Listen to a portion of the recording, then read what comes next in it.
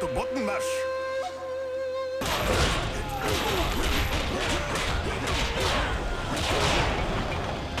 Let's try him. Victory. Hi guys, and welcome back to D&D Gaming. In for review this time around, One Finger Death Punch. Joining me in reviewing this martial arts mayhem of a game is my brother Dale.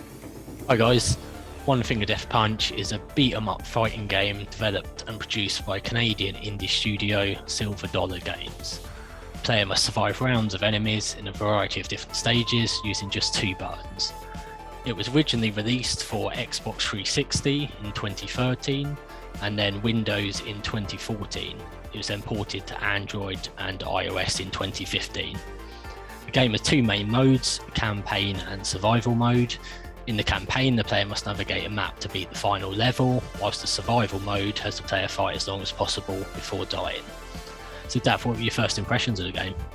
Button mashing, mouse spam fest, no depth to the game basically. Side scroller, martial arts game with stickmen, that's before playing it. Yeah, I thought it was very basic looking, a bit of a mobile type game, with very few options, scrolling through the menus, but quickly realised there was actually a lot more to it and it wasn't just a button masher. So what are your general thoughts following your playthrough? I can't put it down. It makes you feel like a ninja.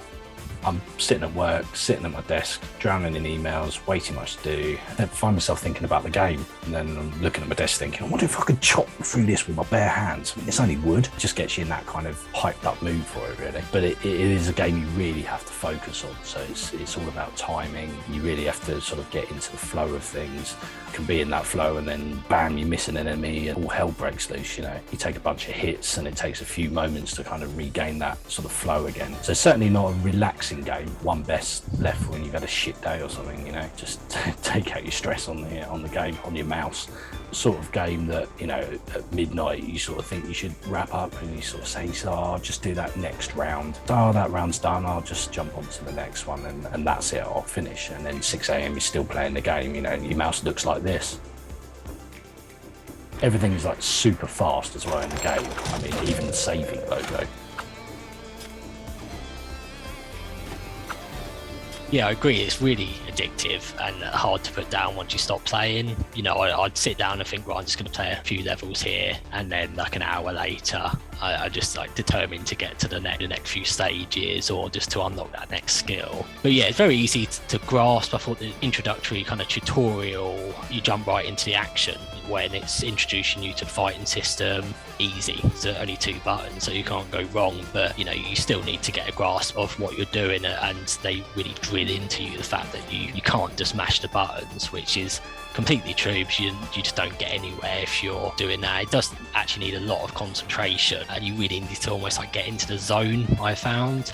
And again, sometimes you can be in that zone and just keep going. Other times you're just I can't do this, I need to shut it down, depending on what sort of mood you're in. But yeah, I found it really gets your adrenaline going when you do a good round. If you get no misses, or you get no hits by the enemy, you should get absolutely pumped up by it. It's awesome. Definitely a good way to let off some steam if you're having a bad day. But as I say, definitely needs a lot of focus. You can't just go crazy on it. So what do you think of the graphic options? Well, nothing to speak of in the game menus, and I mean, yeah, you can't really expect much for this type of game, I suppose. Just windowed or full screen modes. There was actually no options menu at all in terms of graphics. Again, not really an issue. It's scaled fine to my monitor and very basic 2D graphics. Didn't expect much. How about the performance? I'm running it on a i7 8700K with 32 gig of RAM and a GTX 1080 through a 1080p monitor, and it ran really smoothly. I had one point where I very first jumped into the game, where it sort of locked up for a brief second or two in one of the rounds. I think it was the first level, but it only did it once and then I haven't seen it again. So that was obviously just a short blip. The game graphics themselves, very simple, bit sort of mobile-like. or sort of the kind of game you might play online. It's really a side scroller, isn't it, with sort of simple 2D background and 2D animations. And the backgrounds change with each level, which are quite varied as well, and they're sort of fairly cartoony looking, I guess, in terms of their colour and art style, I suppose. Yeah, I run it on a i5 4670K, 16 gig of RAM, and RTX 2070, and I've got a 1440p monitor. It ran smooth, no issues at all. Again, I kind of expected it to, because it shouldn't be a graphically intensive game, because they are just like simple 2D graphics. But I did like the background artwork and the different variety of backgrounds to the levels. But yeah, it ran very smooth, no issues whatsoever. It's the sort of game you can play on a calculator. Yeah. So how about player control options? Left and right mouse buttons. Left to swing enemies from your left, and yeah, you guessed it, right to swing at enemies from the right. But having said that, there seems to be a real connection between the mouse and the reaction of the stick figure. I think it's just that instantaneous mouse click. It's so simple, with no sort of pause or gap producing in the effect. So it really gives that sort of feeling when you're clicking those mouse buttons, real interaction with the stick figure. The actual attack that the player does to an enemy appears to be quite random, but also there's quite a variety of them as well for different types of attacks. But definitely timing is everything, and button mashing just simply leads to you missing an enemy and leaving yourself open to attack. But it is the sort of game that you really want to keep replaying levels even once you complete it, to just get the best possible scores or to get a medal. So it's definitely got that replayability to it. Yeah, very simple control options, literally just 2 buttons. You can use the keyboard, I guess, if you want it more like the old style arcade fighters, where you want to use the 2 buttons rather than a mouse. But I didn't do that myself. I just used the mouse, and I think that's much easier in my opinion. How about game modes? Well, it's pretty straightforward really. 2 main game modes, level and survival. Within level mode, there's 3 difficulty settings: student, master and grandmaster. You start on the student and have to complete the final level of the student mode to unlock the master mode, and then similar with the master to unlock the grandmaster. I played for about 10 hours and still didn't get right away through student difficulty. So within each difficulty level is a map with varying styles of rounds that you work your way through. These include mob round, which is a set of enemies that attack from either side of the screen. Multi-round, a set of enemies that attack in waves that once completed, the next is faster, and there's 4 rounds in total. Light sword round, where your player has a lightsaber type sword, and enemies are black silhouettes that attack from both sides with ever increasing speed as it gets towards the end of the round. Nunchuck round, similar to the light sword round, the enemies are black silhouettes that only take 1 hit, and just the ever increasing speed as the round goes on. Thunder round, darkness combined with thunder and lightning means you can't see the colours of the enemies that are attacking you, so you have to concentrate on the bars beneath the left and right of your player to see how many hits an enemy can take. Retro round, similar to the above, but set in a retro style environment. Defender round, where you have to defend from weapons being thrown at you. Dagger round, you only have daggers and you need to kill all enemies with just those weapons. Bomb round, you only have bombs, basically the same as a dagger round really, but with bombs. Survival round, where the enemies are counted up rather than down, so you start at 0 and it's how many you can kill before you're killed yourself. And boss rounds, which are self-explanatory really.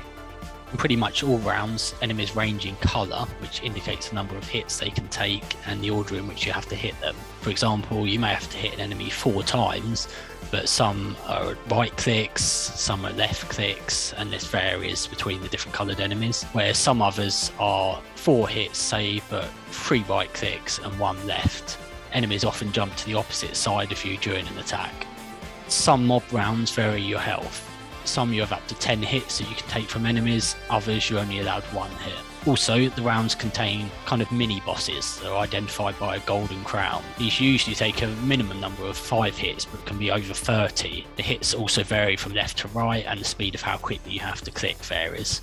Sometimes when you get down to your last bit of health, you get a gold sword appear from the sky to mash the enemies up with. Complete a round and you get a final score and unlock the next round on the route on the main map. If you complete a round without missing an enemy, you get a platinum medal. 1 to 3 misses is awarded with gold medal. 4 to 6 misses is silver, and 7 to 9 is bronze. So not only does the game make you feel like a ninja, if you get a medal, you also feel like an Olympian ninja. 10 plus misses and you miss out on a medal, just like in the Olympics. Bit of advice to anyone playing this: where possible, slow things down. It's hard to do when everything's coming at you really fast, but slower, deliberate clicks of the mouse are better than just spamming and missing loads, which then leaves you open to attacks. The other mode is survival mode. Basically, rather than a set of enemies to kill, you just keep going as they flood the screen until all your health's gone.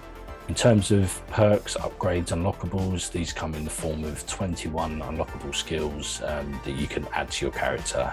You can only have a maximum of 3 at once, and they include various weapon upgrades and skills that activate after a set number of kills that you've made within that round. In terms of sounds are pretty basic. Stereotypical oriental sounding guy that's straight out of some cheesy martial arts film, Click the green button to advance to the next round. but it works. Yeah, there's good fighting sounds in it. For example, when you make contact with the enemy. I thought they were, really good sounds that they added in. There's no real sound options other than voice and music on or off, although I didn't think that was an issue, as it's not the sort of game that needs those deep options in it anyway. What did you think of the background music? Varied sort of dubstep and dance, obviously way over the top.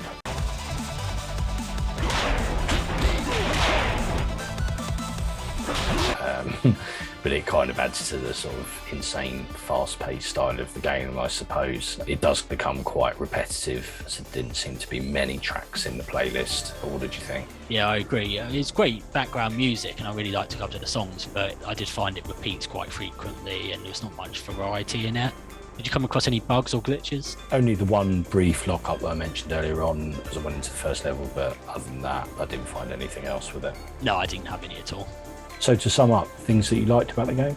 I really like that the game adapts to your skills by leveling up or down the enemies depending on how good you are. So it can never go less than 100%, but if you're doing really good over several rounds, it starts to ramp up. And I thought that was a really good way of doing it, rather than just having a basic, like, easy, medium, hard difficulty. There was good variety of enemies, weapons, and stages. I found the variety of rounds meant I really got bored or annoyed at the same ones coming up a lot. Some were definitely more challenging than others, but they only came up so often, so you had time to kind of prepare yourself for them. I like that it's skill based and not just button mashing.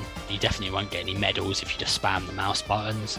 So I really like the No Luca No mode, which is unlocked in survival mode. It's one of the most random, unexpected and funny things I've seen in the game. I won't go into any spoilers, but yeah, that was quite a surprise and really quite funny.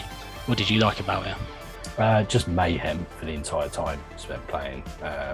Insanely addictive, and yeah, it is hard to put down, but yeah, you do have to be in that right kind of mood. Some of the player moves and the sort of sheer variety of them, I've never found it so fun beating the shit out of Stickman. Praise to the developers for variety of rounds, especially coming out with such a simple concept. It really helps to vary the game and avoids it getting boring too quickly. And if you get stuck on a round, there's multiple ways to go on the map, so you can likely find another route and come back to the round that you're stuck on when you've got more skills and more perks that you've unlocked. So things you didn't like about the game or found annoying? Once I completed it on the student mode, going into the master mode, I found the world itself was still the same, which is a shame, because I feel like it would have been more interesting to actually have a different world entirely, just a different map. I also found that every now and then when you're fighting, the enemy gets splattered on the screen, which I found kind of annoying and a bit distracting. It might have been like that intentionally to kind of put you off, but yeah, I found that a bit annoying, to be honest. And I'm tempted to say that the map was too big once you look around it. The first time I kind of started scrolling around the map, and I just thought, geez, it's absolutely massive. I want to say it's kind of too big in a way. How about you? It does make it sort of feel quite repetitive as the rounds sort of go on, because of how big it is and how many rounds you have to get through. But for me, it's really hard to fault this style of game, really, but there were a few things that I didn't really like. The thunderstorm rounds, I found it was really easy to lose where you are on those rounds, because you couldn't really distinguish yourself from the enemies, especially when it's sort of like there's enemies coming from both sides. It's really, really fast in sort of some of the parts of the rounds. And because everything's kind of this washed out blue colour with the flashes of the lightning, it's hard to see where you are, and the usual kind of coloured enemies that are attacking you are obviously just blue, and because you're blue it just all matches in, and the flashes of lightning can really put you off as well. The retro rounds were similar but not quite so off-putting, and the game, I found it better to be played in short bursts, because the long playthroughs just became a bit too repetitive, and if you're old like me, your fingers start to seize up. So do you think there's anything you would have liked to have seen in the game, or where they missed a trick? So I feel it was like a really well done game, and there's not an awful lot that I kind of feel like they could have added. I guess I'd say perhaps rather than just the outline of the paper stickman characters, even if it's just your main character, having an actual character rather than just the outline. Again, it might have been done deliberately like that, but I think it would have made it more interesting and just had a few different characters that you could perhaps unlock as you go along. And also just a few more graphical options, even if it's just to change the resolution, would have been nice, to be honest. What would you score it then? 8 out of 10. Really was a good game, and one that I think every now and again I'll just pick up and play through, have a bit of a laughing, really. What about you? Yeah, same. I'm going to give it 8 out of 10 as well. And I agree, I probably will pick it up again, and it was a great game. Okay, thanks for joining us, guys. Please like, subscribe and comment, and we'll see you in the next one.